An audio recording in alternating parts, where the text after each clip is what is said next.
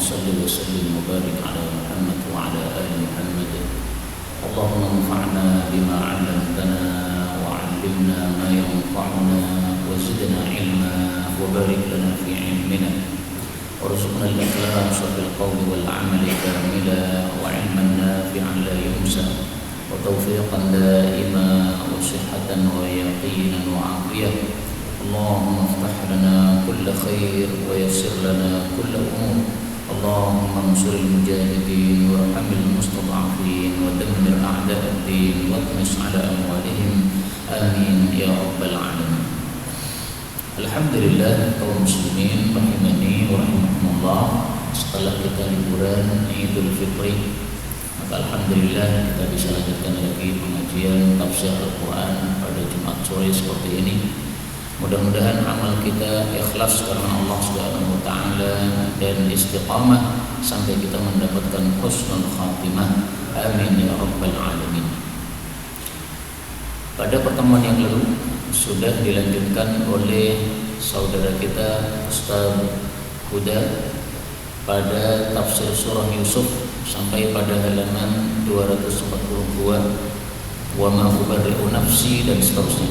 Nah, maka kita lanjutkan sekarang halaman 243, yaitu surah Yusuf ayat 64 sampai 69 insyaallah taala. Kita baca dulu, tapi saya sore ini tidak membaca dengan qiraat Ibnu Katsir karena saya lupa membawa mushafnya. A'udzu billahi as-sami'il 'alim minasy syaithanir rajim min hamzihi wa nafthihi wa nafthihi. Qala hal amanukum 'alayhi illa kama amintukum 'ala akhihi min qabl.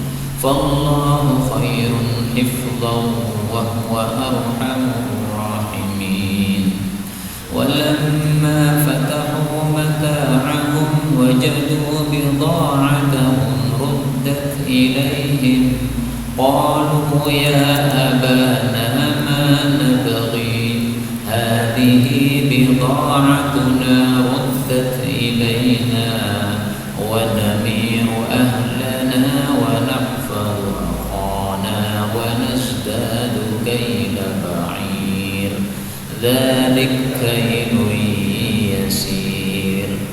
قال لن أرسله معكم حتى تؤتوني موثقا من الله لتأتونني به إلا أن يحاط بكم. فلما آتوه موثقهم قال الله على ما نقول وكيل.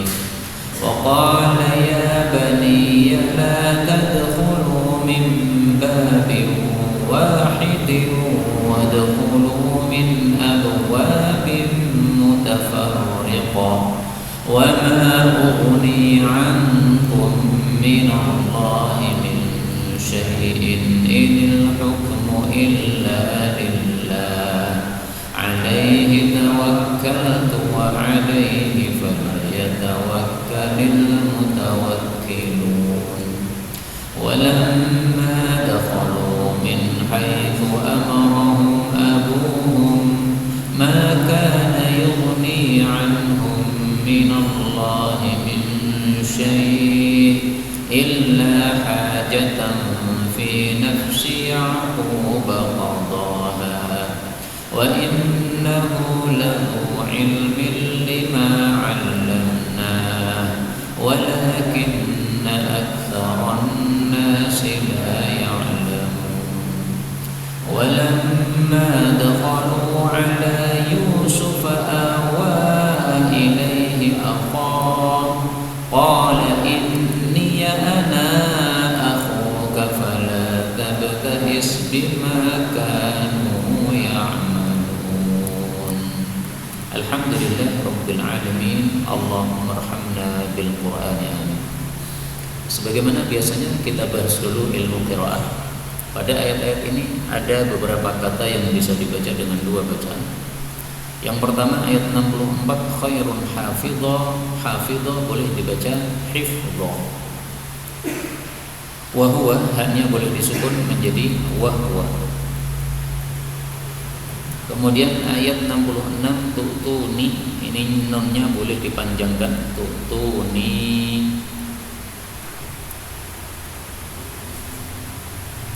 Ayat 69 ini ya-nya boleh di fathah, ini ya. Kemudian ana karena berjumpa dengan hamzah maka boleh dipanjangkan, ana akhuka. Dan ini semua adalah qiraah mutawatirah yang sumbernya dari Sayyidina Rasulullah sallallahu alaihi wasallam. Kaum muslimin rahimani wa rahimakumullah, sebelum kita terjemahkan ayat 64, maka supaya nyambung saya ungkap kisah kemarin secara ringkas.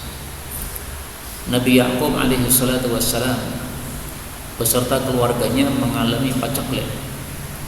Maka mereka minta beras atau makanan yang mentah, bahan makanan mentah ke Raja Mesir. Karena Raja Mesir memiliki pasokan bahan mentah yang banyak berkat kecerdasan Nabi Yusuf alaihi salatu wassalam dalam menghadapi paceklik tersebut. Nah, supaya mendapatkan jatah beras yang lebih banyak, maka saudara-saudara Nabi Yusuf ini harus membawa saudara mereka yaitu Bunyamin yang merupakan adiknya Nabi Yusuf yang sekandung dengan Nabi Yusuf alaihissalatu wassalam. Karena Nabi Yusuf memberikan makanan kepada masing-masing kaum yang datang ke tempat beliau sesuai dengan jumlah yang datang. Kalau yang datang 5 orang nanti dikasih 5 karung, yang datang 6 orang dikasih 6 karung. Kemudian Nabi Yusuf alaihissalatu wassalam berpesan kepada mereka, nanti kalau kamu datang lagi ke sini minta makanan lagi, maka saya pesankan adik kalian yang kalian ceritakan yang tidak dibawa ke rumah, kalian bawa ke sini. Jadi Nabi Yusuf kan sudah akrab sama mereka kan, Nabi Yusuf kenal sama mereka, mereka tidak kenal Nabi Yusuf alaihissalatu wassalam. Maka Nabi Yusuf tanya kepada mereka, di rumah ada siapa saja, berapa orang yang datang ke sini, berapa orang yang tidak datang ke sini. Mereka menceritakan, kami masih punya adik 1 orang namanya Bunyamin, enggak kami bawa. Maka Nabi Yusuf berpesan, tolong besok ke sini lagi bawa. Akhirnya mereka bilang kepada Nabi Ya'qub, wahai Nabi Ya'qub, ini ada pesan dari raja supaya kita membawa Bunyamin. Kalau kita tidak bawa Bunyamin, nanti kita tidak dapat jatah makan. Apa jawab Nabi Ya'qub alaihi salatu wassalam? Qala, beliau mengatakan, hal amanukum, tidaklah saya merasa aman kepada kalian, alaihi terhadap Bunyamin, illa kecuali kama sebagaimana amintukum, saya merasa aman kepada kalian, ala akhihi terhadap saudaranya yaitu Nabi Yusuf, min qabl sebelum ini. Fallahu, maka Allah itu khairun hifdha, sebaik-baik penjagaannya, atau khairun hafidha, sebaik-baik penjaga. Wa huwa, dan dia Allah itu arhamur rahimin, zat yang paling rahmat dari semua yang rahmat, zat yang paling kasih sayang dari semua yang paling kasih sayang. Maksud Nabi Ya'qub adalah, bagaimana mungkin saya akan percaya kepada kalian melepaskan Bunyamin, padahal kalian dulu melakukan terhadap Nabi Yusuf yaitu saudaranya sesuatu yang sudah kalian lakukan. Karena Nabi Ya'qub sampai detik itu tidak percaya dengan informasi dari mereka. Mereka katakan ini Nabi Yusuf dimakan serigala, Nabi Ya'qub enggak percaya. Darah serigala tidak sama dengan darah Nabi Yusuf alaihissalam. Darah yang ada di bajunya Nabi Yusuf tidak sama dengan darah manusia yang semestinya ada di situ. Maka beliau tidak percaya bahwasanya Nabi Yusuf sudah dimakan serigala. Maka beliau mengatakan di sini, hal amanukum, bagaimana mungkin saya akan merasa aman kepada kalian melepaskan Bunyamin? Tidak mungkin saya akan lepaskan Bunyamin, karena kalian tidak amanah ketika membawa saudaranya yang dulu yaitu Nabi Yusuf alaihi salatu wassalam. Kemudian di sini ada nama Allah Arhamur Rahimin. Arhamur Rahimin ini adalah termasuk dari sifat-sifat Allah yang kita bagus untuk berdoa dengannya. Ada satu hadis yang dhaif tentang Arhamur Rahimin. Meskipun dhaif kita amalkan tidak masalah karena ini hanya fadilah amal. Alah harajulun, ada seseorang berdoa dengan sungguh-sungguh mengucapkan ya Arhamar Rahimin. Fanudiya, maka dipanggil, anqas sami'tuka fama hajatuka, saya sudah mendengar doamu, silahkan apa hajatmu kamu sampaikan. Jadi Arhamur Rahimin menyebabkan Allah mengabulkan doa orang yang mengucapkannya. Hadisnya dhaif. Yang kedua, innallaha ta'ala lillahi ta'ala malakan, Allah memiliki seorang malaikat muwakkalan biman yaqulu ya Arhamur Rahimin, yang ditugasi mengurusi orang-orang yang mengatakan ya Arhamar Rahimin. Faman qalaha thalathan, siapa yang mengucapkan 3 kali, maka Allah pun menjawab, maka malaikat pun menjawab, inna Arhamar Rahimin, sesungguhnya Allah Arhamar Rahimin, qad aqbala 'alaika, sudah menghadap kepada engkau, fasal, maka silahkan kamu minta. Hadis riwayat Hakim, kata Hakim derajatnya sahih, tetapi kata Syekh Albani derajatnya dhaif.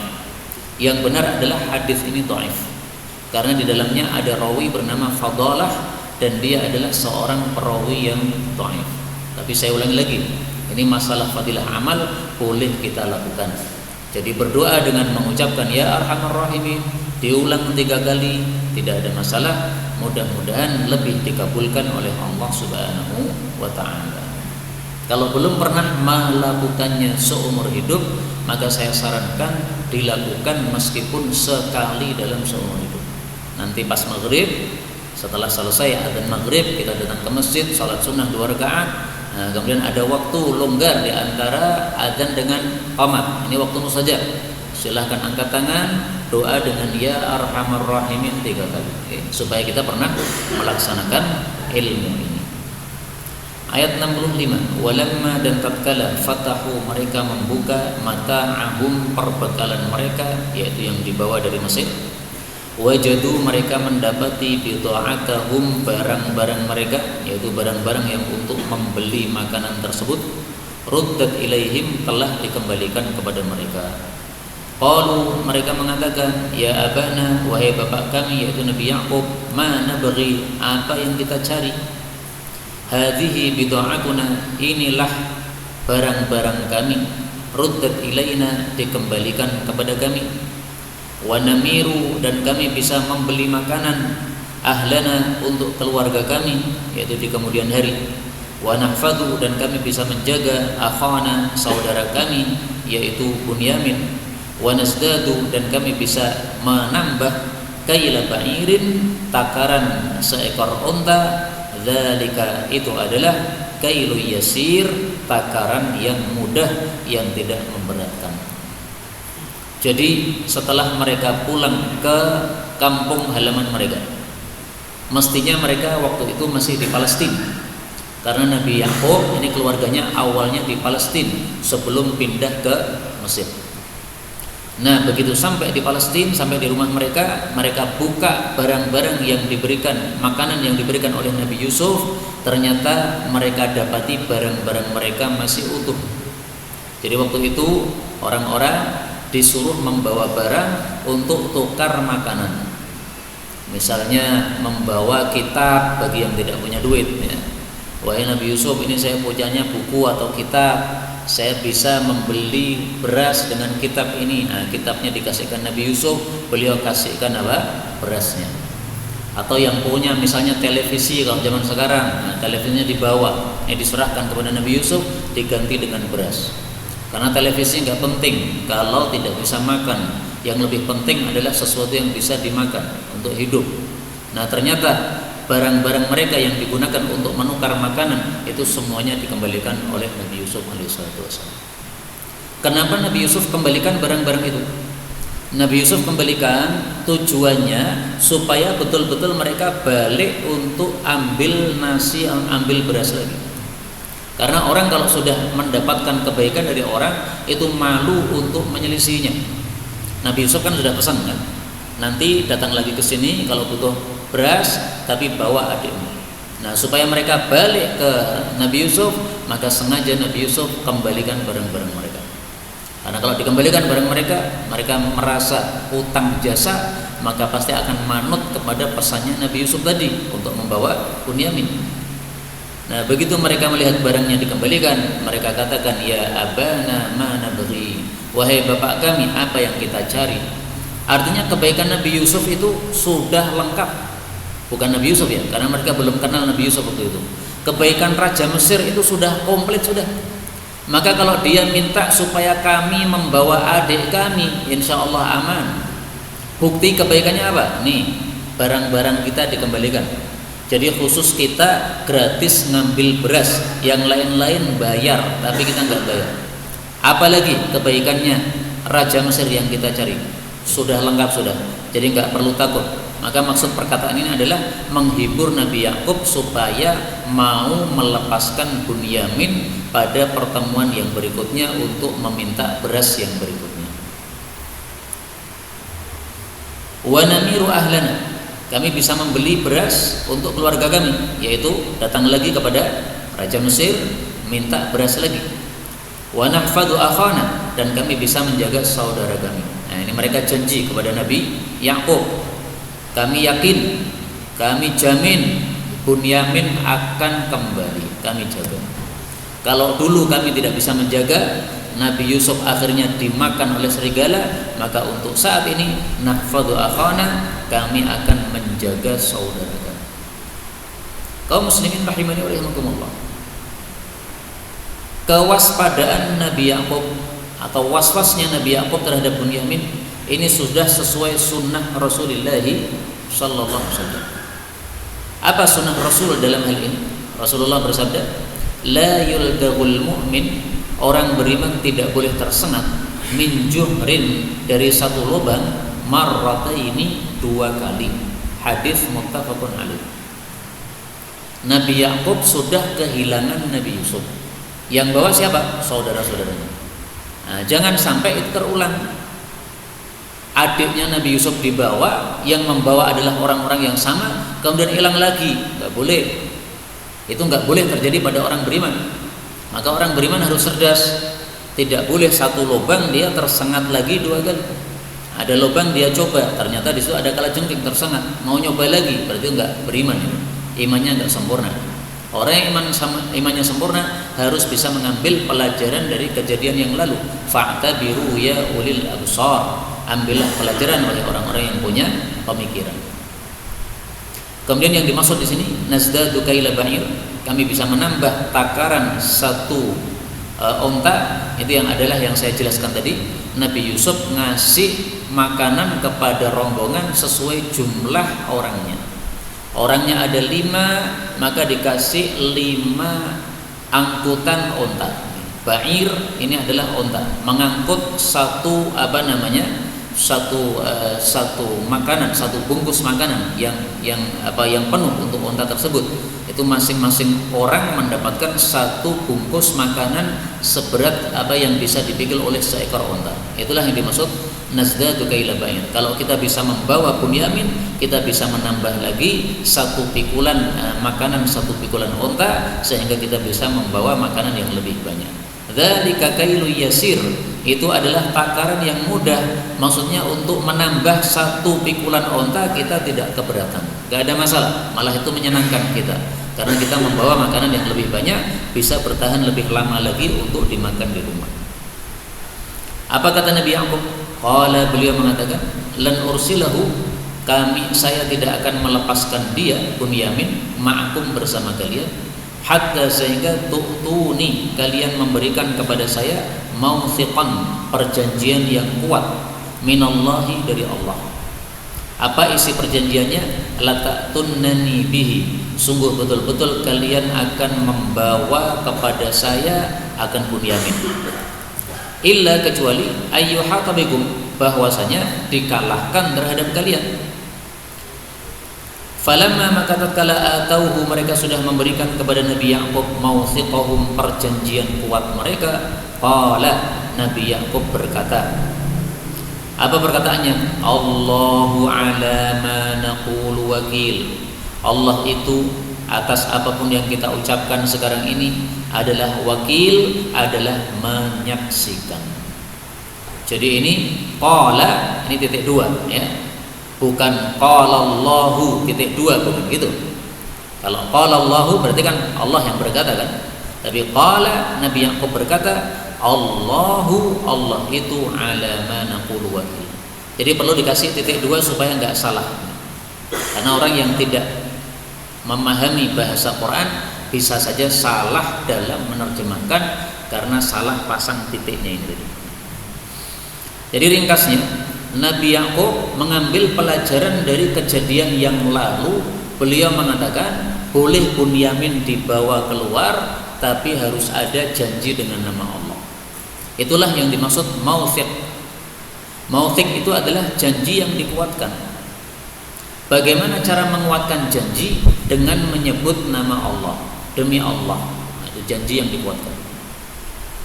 Kalau cuma mengatakan saya berjanji tanpa demi Allah, itu janji biasa. Tapi kalau mauthik, itu harus ada kata-kata Allah diucapkan. Demi Allah kami akan menjaga, demi Allah kami akan pulang membawa Bunyamin. Itu mauthik.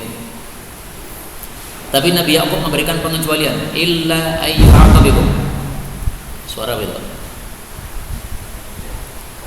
Kalian harus membawa pulang Bunyamin kecuali kalau kalian terkalahkan. Terkalahkan maksudnya tidak mampu membawa karena halangannya menghalangi semua yang membawa tadi. Misalnya 9 orang berangkat, 9 orang semuanya terpenjara misalnya. Nah, berarti yuhatabikum, tadi sudah nggak bisa. Tapi kalau ada 8 orang yang dipenjara, maka jangan sampai Bunyamin tidak bisa pulang, karena masih ada 1 orang yang bisa menemani Bunyamin pulang. Nah, itu maksudnya illa yuhatabikum. Kalau terkalahkan semuanya nggak bisa menyelamatkan Bunyamin, ya sudah, itu saya maafkan. Tapi kalau semuanya masih ada yang bisa menyelamatkan Bunyamin, harus dibawa pulang. Begitu mereka sudah memberikan perjanjian yang kuat dengan nama Allah, maka Nabi Yaqub menutup dengan ucapan Allahu ala ma naqulu wakil. Dia ingatkan lagi kepada Allah Subhanahu wa taala.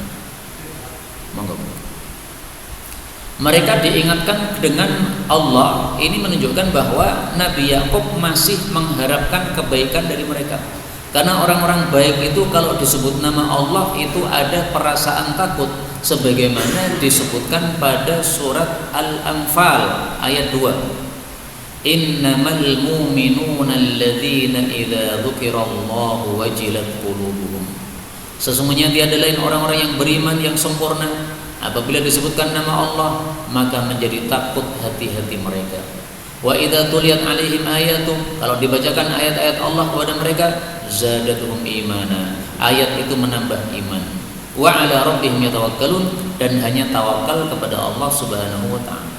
Nah, inilah sebabnya Nabi Yaqub menyebutkan nama Allah di sini. Allahu ala ma naqulu wakil. Nah, Nabi Yaqub berarti apa? Masih mengharapkan kebaikan dari mereka, sehingga Nabi Yaqub menyebutkan nama Allah kepada mereka supaya mereka mengambil apa? Betul-betul kewaspadaan dari ucapan tersebut, karena kalau melanggar ucapan sama dengan melanggar janji kepada Allah Subhanahu wa taala.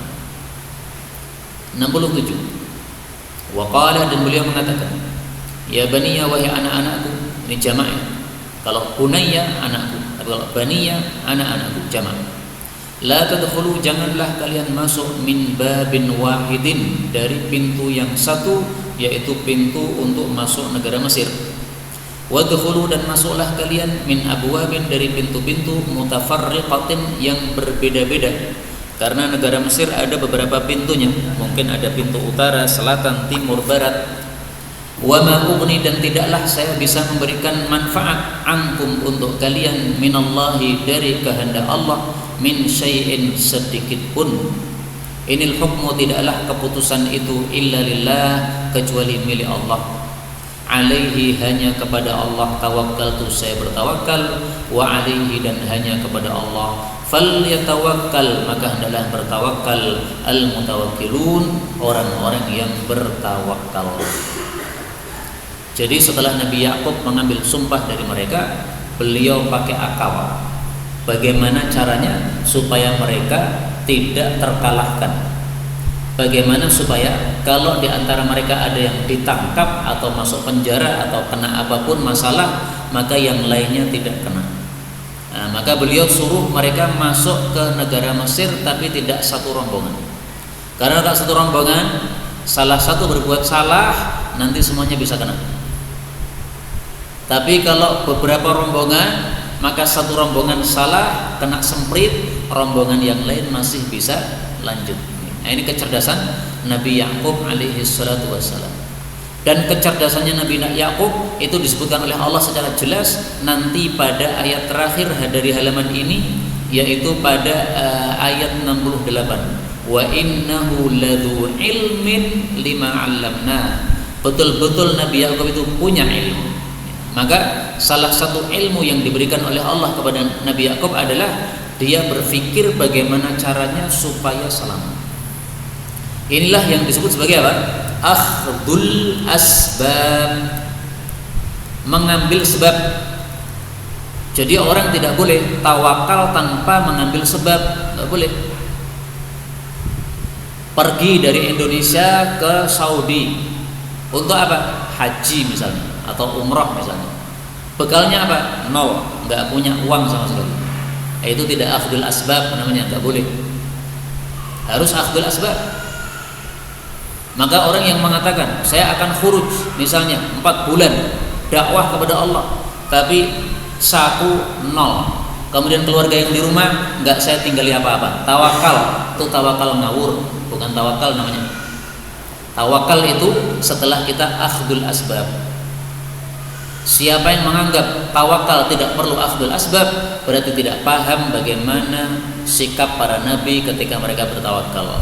Apa kata Nabi Yakub sebelum mengatakan alaihi tawakkaltu? Beliau menyuruh anak-anaknya untuk masuk dari pintu yang beraneka ragam. Ini namanya sebab. Setelah sebab dilakukan baru alaihi tawakkaltu. Maka sebab atau ikhtiar dan tawakal ini enggak boleh dipisahkan.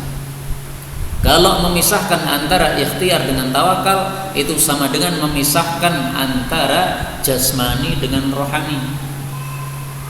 Manusia itu ada jasmaninya, ada rohaninya. Jasmani saja tanpa rohani, ya nggak jadi manusia, mati berarti dia. Atau rohani saja tapi tanpa jasmani, ya tidak wujud manusia, itu makhluk halus, roh namanya.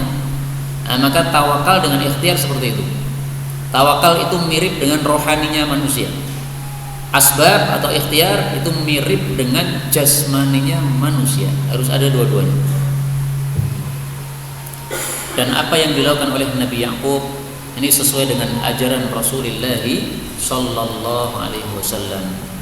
Beliau mengatakan kepada seseorang yang melepas untanya, "Iqtilha, ikatlah untamu, wa tawakkal, dan bertawakallah kepada Allah Subhanahu wa taala." Hadis riwayat ini. Nah, jadi ada sahabat Nabi datang kepada Nabi, ngaji sama Nabi. Kemudian untanya ditaruh di luar. Dia bertanya, "Ya Rasulullah, unta ini saya lepas, saya tawakal atau saya ikat?" Beliau katakan, "Iqilha, ikat dulu, baru kemudian tawakal kepada Allah Subhanahu wa taala." Kemudian dari ayat ini kita ambil beberapa faedah. Faedah yang pertama, Nabi Yakub mengatakan la tadkhulu min bab. Jangan masuk Mesir dari satu pintu. Ini menunjukkan apa? Nabi Yakub berarti tinggalnya di luar Mesir. Tinggalnya di mana? Di Palestina menurut penjelasan para ahli tafsir. Palestina dengan Mesir jaraknya sangat dekat sekali.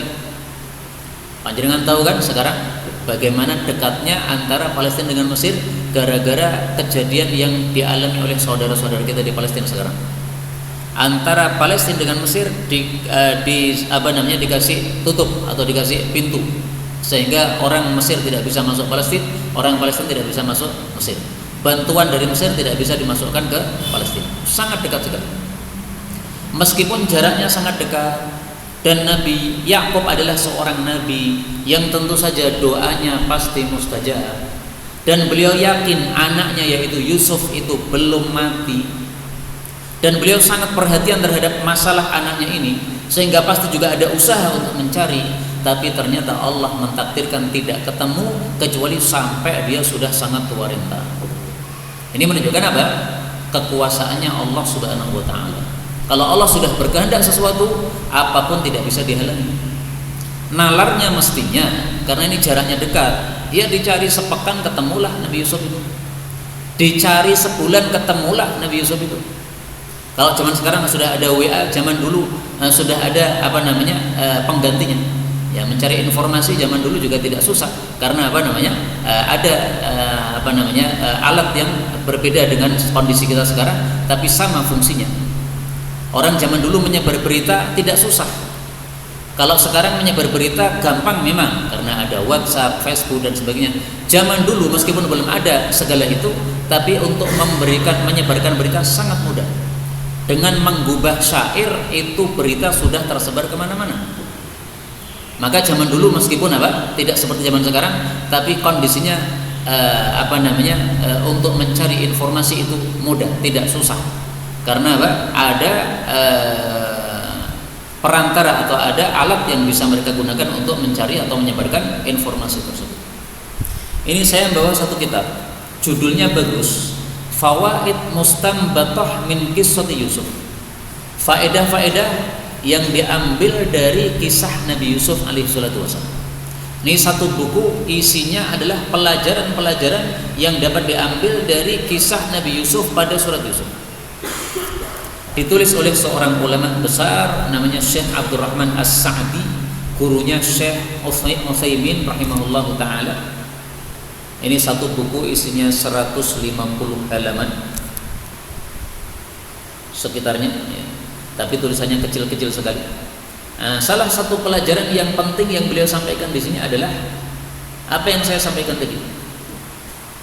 Wa minha, dan dari pelajaran penting yang dapat kita ambil adalah kaifa, bagaimana mungkin Nabi Yaqub alaihi salatu wassalam khafiya maudhi'a Yusuf alaihi. Bagaimana mungkin Nabi Yaqub tidak mendapatkan tempatnya Nabi Yusuf, tidak mengetahui tempatnya Nabi Yusuf. Wa ma bainahu illa masafah qalilah jiddan.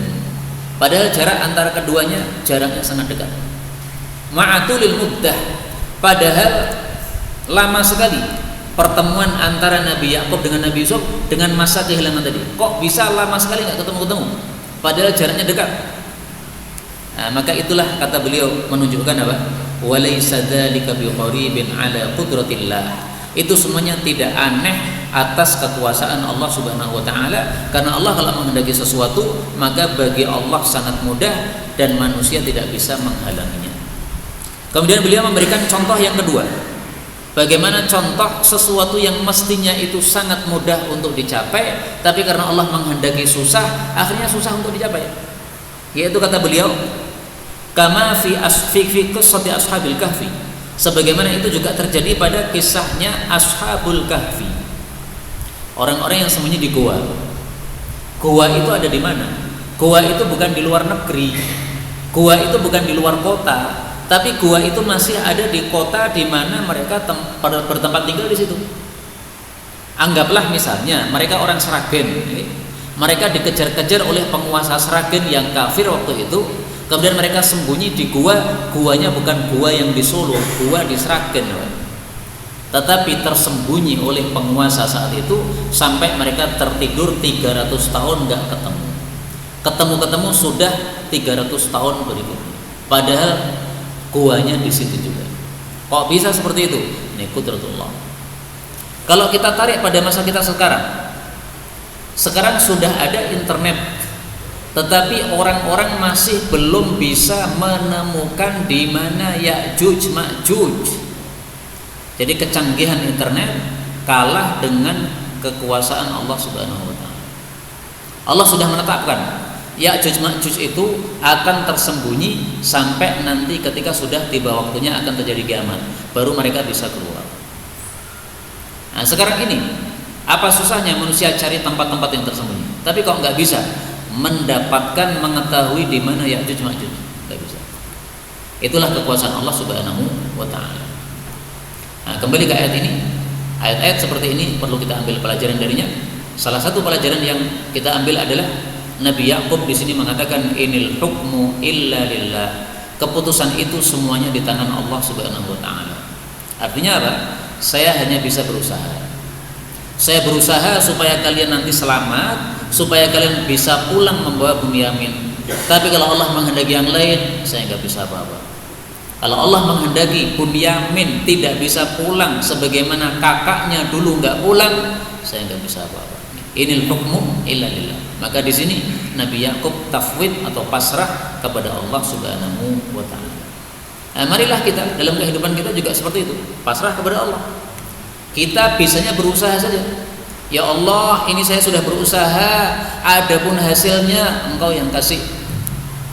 Saya jadi teringat seorang ulama besar yang baru wafat beberapa hari yang lalu, namanya Syekh Abdul Majid Az-Zindani rahimahullah. Seorang ulama dari Yaman, Al-Yaman. Silahkan nanti diketik di internet Abdul Majid Az-Zindani, akan muncul wajah seorang ulama yang sangat khusyuk sekali.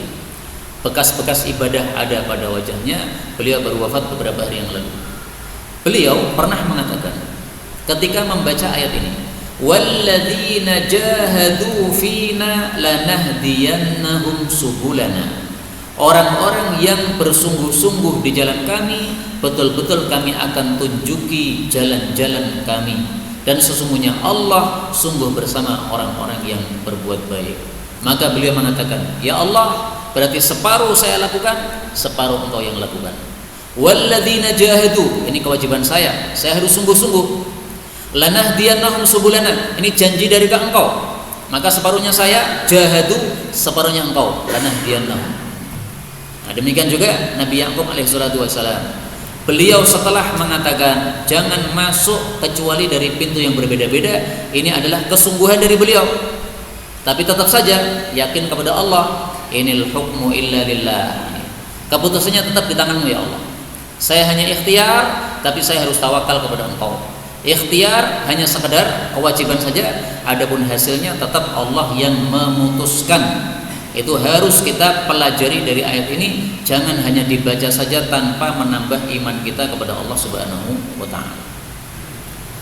Ayat 68. Walamma dan tatkala dakhalu mereka masuk min haitsu dari arah amarahum yang menyuruh mereka abuhum bapak mereka, yaitu dari beberapa pintu, maka tidaklah itu yughni anhum bermanfaat bagi mereka minallahi dari kehendak Allah min syai' sedikit pun, illa akan tetapi hajatan itu merupakan satu hajat fi nafsi Yaqub di dalam dirinya Nabi Yaqub qadaha yang beliau sudah menunaikan hajat tersebut. Sampai di sini dulu saya potong. Apa yang dimaksud Nabi Yaqub menunaikan hajat yang ada dalam hatinya? Dijelaskan oleh para ulama tafsir, yang dimaksud hajat yang ada dalam hati beliau adalah syafaqatul aba al abna, kasihannya seorang bapak kepada anaknya. Jadi seorang bapak itu pasti mikirkan keselamatan anaknya. Beliau tidak mau anak-anaknya ini semuanya mendapatkan madarat, sehingga beliau pesankan nanti kalau masuk Mesir harus mencap, jangan gabung. Kenapa? Ini syafaqah, rasa kasih sayang dari seorang bapak kepada anak. Muncul pertanyaan, apa yang ditakutkan oleh Nabi Yakub terhadap anak-anak mereka? Terhadap anak-anaknya. Padahal mereka kan orang-orang baik kan, bukan para pencuri dan sebagainya kan. Nah, maka dijelaskan dalam kitab-kitab tafsir bahwasanya anak-anak Nabi Yakub itu adalah orang-orang yang terkenal ganteng-ganteng wajahnya, Pak. Tidak hanya Nabi Yusuf yang ganteng, paling ganteng Nabi Yusuf, tapi saudara-saudaranya semuanya ganteng-ganteng. Nah, beliau khawatir kalau ada orang-orang yang melihat kegantengan saudara-saudara Nabi Yusuf, kemudian karena tidak menyebut nama Allah, akhirnya terkena penyakit ain. Penyakit ain itu apa? Orang melihat kepada sesuatu yang menakjubkan, tanpa dia zikir kepada Allah, dia takjub, maka akan menyebar penyakitnya itu ke dia. Sehingga orang yang dilihat nanti akan bisa langsung jatuh, langsung sakit, bahkan langsung mati bisa. Ada kalanya karena takjub, ada kalanya karena dengki. Orang melihat tetangganya punya mobil baru, dengki. Nah, itu bisa mobilnya kena madarat. Atau takjub pemiliknya sendiri, pemilik mobil. Ini mobilnya baru, paling mahal, ini paling mewah. Nah, di Solo ini adalah paling mewah yang saya miliki ini. Dia melihat dengan takjub, akhirnya mobilnya bisa rusak, padahal di bengkel tidak akan diketahui sebab rusaknya apa. Itu karena penyakit ain. Nah, itulah yang ditakutkan oleh Nabi Yakub kepada putra-putranya, karena mereka orang-orang yang sangat ganteng-ganteng. Saya tampilkan di sini hadis Nabi tentang al-ain. Beliau mengatakan,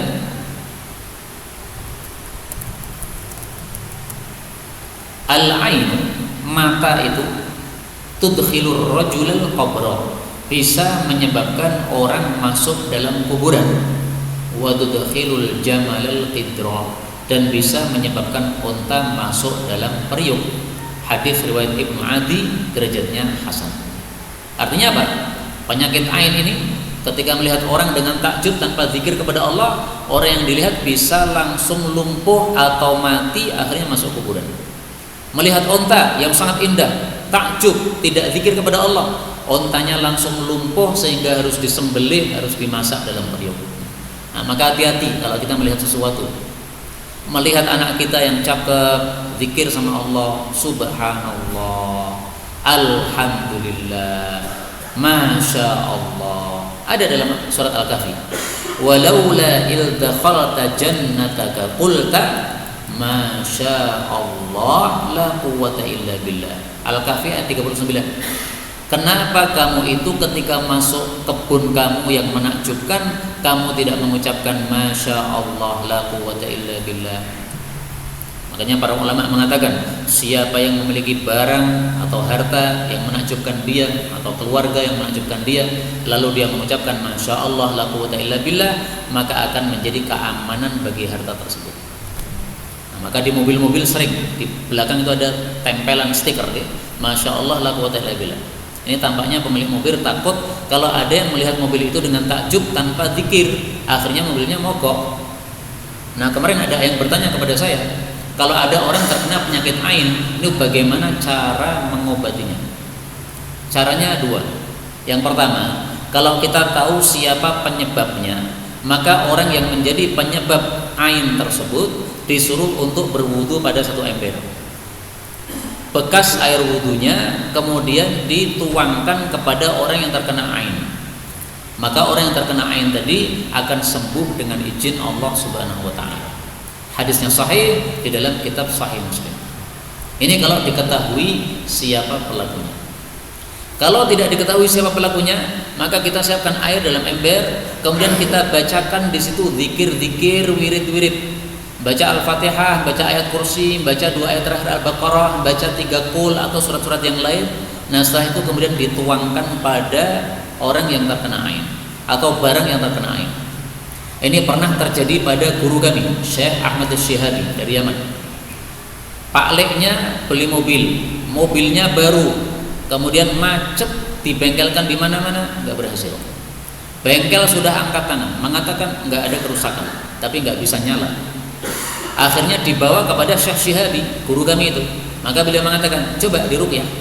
Nah, dengan air tadi diruqyah, dituangkan itu pada mobil tersebut, karena nggak mengetahui siapa penyebabnya. Akhirnya langsung bisa jalan, Pak. Nah, maka kalau ada penyebabnya diketahui, dipanggil. Kamu yang menyebabkan orang ini lumpuh. Gara-gara kamu melihat dia dan kamu tidak zikir kepada Allah. Sekarang kamu tanggung jawab. Kamu wudu pada ember, nah kemudian sisa air wudu tersebut dituangkan pada orang tersebut. Kemudian Allah mengatakan, wa innahu, dan sesungguhnya dia Nabi Yakub ladu ilmin, sungguh memiliki ilmu, lima 'allamnah, dengan sebab kami memberikan ilmu kepada beliau. Walakinna, akan tetapi aktsarun nasi, kebanyakan manusia, la ya'lamun, mereka tidak mengetahui. Jadi setelah Allah menceritakan sikapnya Nabi Yakub, lalu beliau memuji bahwasanya Nabi Yakub memiliki ilmu. Jadi apa yang diceritakan tadi itu semuanya berdasarkan ilmu. Melepas anaknya dengan mengambil sumpah, ini berarti berdasarkan ilmu, ngambil pelajaran dari kejadian yang lalu. kemudian menyuruh anaknya untuk pencar, ini berdasarkan ilmu, maka harus ikhtiar, nggak boleh tanpa ikhtiar. Tawakal tanpa ikhtiar, tawakal ngawur itu bukan tawakal tapi ta'akal. Apa bedanya tawakal dengan ta'akal? Tawakal pakai wawu Pak, ta'akal pakai hamzah. Tawakal itu iktimad atau berpegang kepada Allah Subhanahu wa taala, bersandar kepada Allah, itu namanya tawakal. Kalau ta'akal itu bersandar kepada manusia. Orang-orang Yaman datang ke Mekah untuk haji, nggak bawa bekal, tapi di tengah jalan kemudian ngatung-ngatung, minta makan, kami kelaparan, nggak bawa bekal. Kemudian mengatakan kami orang-orang yang tawakal. Sayyidina Umar marah, ini bukan tawakal, ini namanya ta'akal, minta makan sama orang. Tawakal harus ada apa? Ikhtiarnya dulu, bawa sangu dulu baru tawakal. Nggak bawa sangu ngomong tawakal, namanya salah. Kemudian ayat terakhir Allah katakan, walamma, dan tatkala dakhalu, mereka masuk ala Yusuf, kepada Nabi Yusuf, awa, Nabi Yusuf pun merangkul ilaihi, kepadanya, akhahu, saudaranya, yaitu Bunyamin. Qala, Nabi Yusuf mengatakan, inni ana, sesungguhnya saya ini, akhuka, masmu, saudaramu. Fala tabta'is, maka janganlah kamu sedih, bima kanu ya'malun, dengan apa yang dulu mereka mengamalkan, yaitu mereka mengisahkan antara kita berdua. Jadi Nabi Yusuf begitu sudah bertemu dengan Bunyamin, langsung Bunyamin diajak masuk. Kemudian dibisik oleh Nabi Yusuf, kamu saudara saya Nabi Yusuf. Ini mas-masmu belum tahu semuanya kalau saya Yusuf, tapi nanti mereka akan tahu bahwa saya Yusuf. Nah, jadi dibisiki oleh Nabi Yusuf alaihissalatu wassalam. Kenapa Bunyamin dibisiki langsung oleh Nabi Yusuf? Karena Nabi Yusuf ingin membuat satu acara yang menyebabkan Bunyamin tidak bisa dibawa pulang. Nah, maka Nabi Yusuf perlu menenangkan adiknya. Nanti saya akan membuat satu program supaya kamu nggak bisa pulang, nggak boleh pulang. Supaya mas-masmu yang pulang. Kamu bersama saya di sini. Nah, maka Nabi Yusuf menenangkan dulu. Ini saya adalah masmu, ya. Jadi nanti kalau kamu saya ajak di sini, tenang aja. Kemudian apa yang sudah mereka lakukan terhadap saya sehingga kita harus berpisah ini nggak usah sedih. Karena Allah Subhanahu wa taala sudah mempertemukan sekarang dengan saya. Nah, ceritanya Nabi Yusuf programnya apa? Itu akan diceritakan pada halaman berikutnya pada ayat 70 sampai 78 insyaallah taala. Karena itu kita cukupkan pertemuan kita pada sore hari ini di sini. Insyaallah halaman berikutnya kita baca pada waktu yang lain. Wallahu a'lam bissawab. Walhamdulillahi rabbil alamin.